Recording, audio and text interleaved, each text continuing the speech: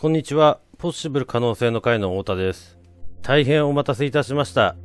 聖火祭壇を作っている人たちにとっては、一度はチャレンジしてみたい波の祭壇を僕も初めて作ってみました。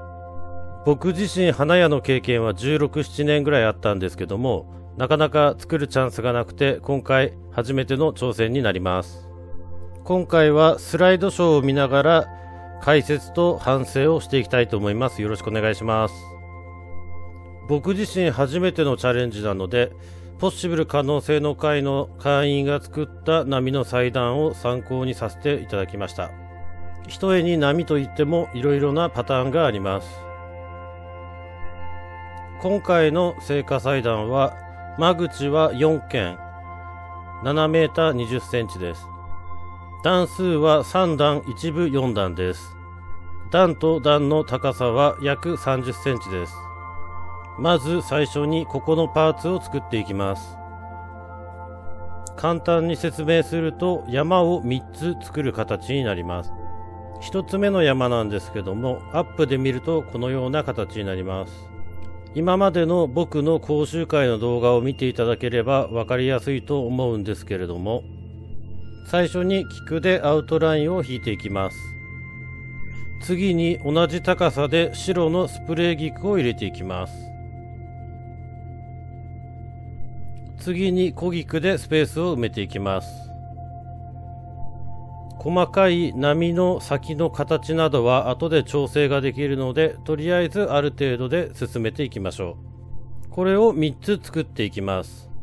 今回は下に行くにつれて大きい塊を作るようにしています。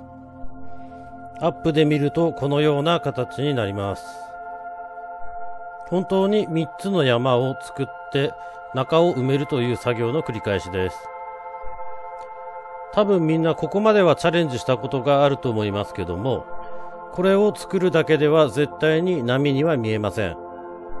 実はここの部分はこの聖火祭壇の肝の部分ではありません。実は山を3つ作った下の部分のこの菊のラインが大事になってきます。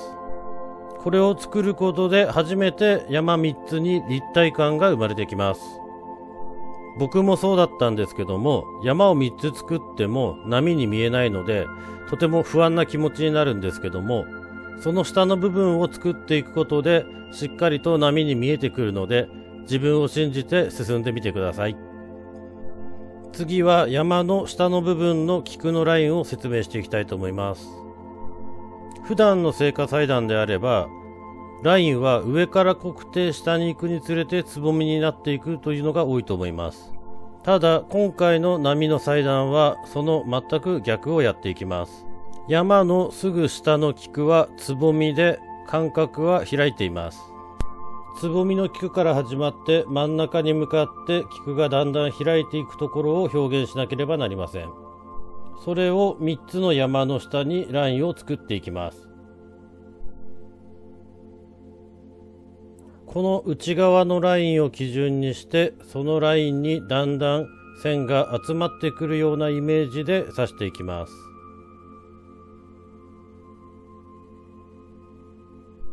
ここまでできたら次は効率よく仕事をするために右上の山を作っていきます。山も菊でアウトラインを作っていきます。菊の在庫が多いときは山の頂上も菊で埋めると作りやすいです。次に山の峰の部分を作っていきます。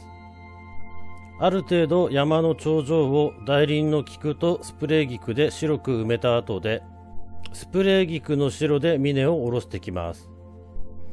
この要領で何本か峰を作っていきます。あまり峰を近づけすぎるとグリーンの部分が見えなくなってしまうので、グリーンも綺麗に見えるように作っていきます。次に山の下の部分の波を作っていきます。こちらも左上で作った山と同じように菊でアウトラインを作り、スプレー菊の白と小菊で中を埋めていきます。実は今回スプレー菊の白が足りなくて、ここを埋めているのはスプレーストックの白で埋めています。ここで注意しなければいけないことが、先ほど真ん中まで引いてきた菊のラインと今作っているパーツのアウトラインがきれいにつながらなければいけません。長い線をつないでいくのはとても難しいので丁寧に作っていきましょう。次に写真の下の部分の菊のラインを作っていきたいと思います。ここの部分も他のパーツと同じで菊でアウトラインを作っていきます。次に白のスプレー菊を同じ高さで入れていきます。それから小菊でスペースを埋めていきます。同じ要領でこちらの山も作ってしまいましょう。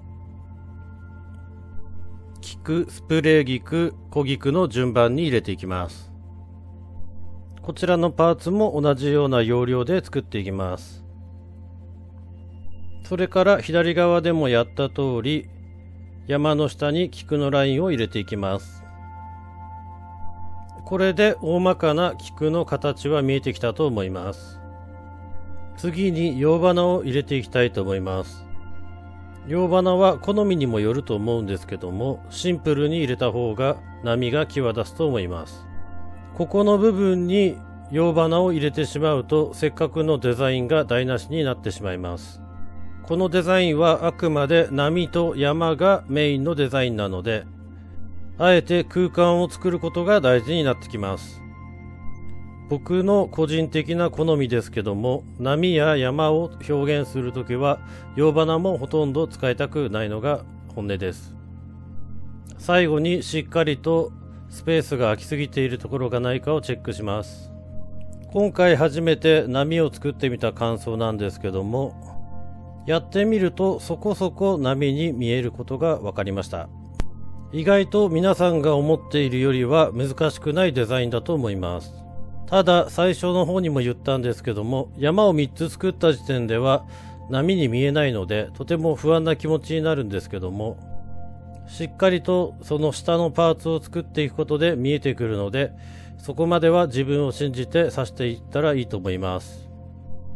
今回の僕の反省点は、左上の山3つの波の部分の形をもう少し整えて作ればよかったかなと思っています。